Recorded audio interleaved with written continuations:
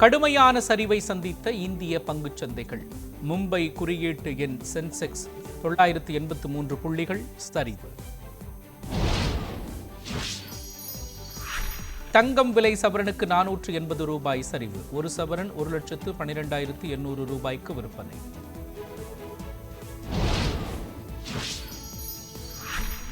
சென்னை நெல்லை இடையே நாளை முன்பதிவில்லா சிறப்பு ரயில். நெல்லையிலிருந்து ஞாயிற்றுக்கிழமை பிற்பகல் தாம்பரத்திற்கு ரயில் இயக்கம். தமிழ்நாட்டின் உள் மாவட்டங்களில் அதிகபட்ச இயல்பு வெப்பநிலை 3 டிகிரி செல்சியஸ் வரை அதிகமாக இருக்கக்கூடும்.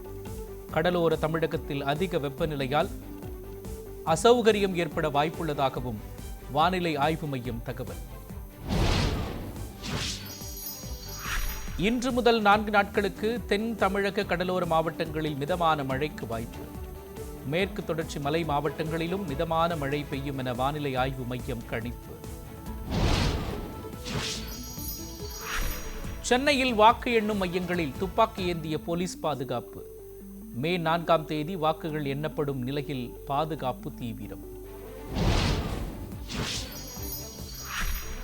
உதகை ஆரணி வாக்குப்பதிவில் பயன்படுத்தப்பட்ட எந்திரங்கள் பூட்டி சீல் வைப்பு.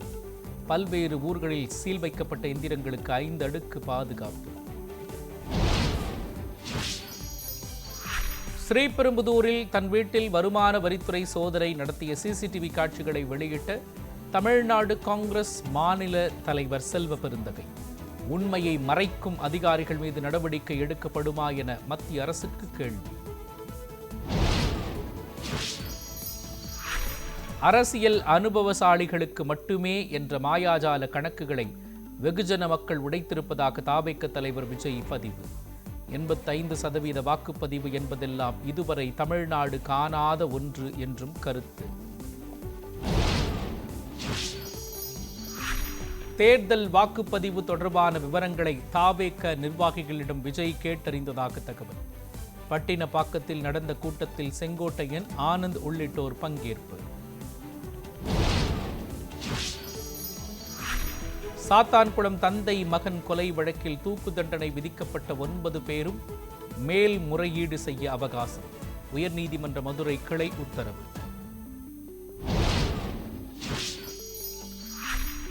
பாஜகவில் இணைந்தார் ஆம் ஆத்மி எம்பி ராகவ் சத்தா. அசோக் மிட்டல் மற்றும் சந்தீப் பதக் ஆகிய எம்பிக்களும் பாஜகவில் இணைந்தனர். மேற்கு வங்க பெண்களின் கனவுகளை நசுக்க யாரையும் பாஜக அனுமதிக்காது என மேற்கு வங்க பரப்புரையில் பிரதமர் மோடி எச்சரிக்கை. பெண்களுக்கு எதிராக இழைக்கப்பட்ட கொடுமைகள் மீதும் நடவடிக்கை எடுக்கப்படும் என உறுதி. மேற்கு வங்க முதற்கட்ட தேர்தலில் பாஜக 110 தொகுதிகளுக்கு மேல் வெற்றி பெறும். முதற்கட்ட தேர்தலில் 93% பேர் வாக்களித்த நிலையில் மத்திய உள்துறை அமைச்சர் அமித்ஷா நம்பிக்கை. ஈரான் மீது அணு ஆயுதங்களை பயன்படுத்த மாட்டோம் என அமெரிக்க அதிபர் ட்ரம்ப் அறிவிப்பு.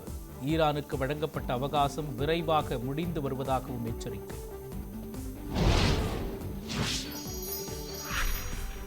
ஜனநாயகன் திரைப்படம் கசிந்த விவகாரத்தில் அதன் பட தொகுப்பாளர் பிரதீப் ராகவை இடைநீக்கம் செய்து தென்னிந்திய தொகுப்பாளர் சங்கம் நடவடிக்கை.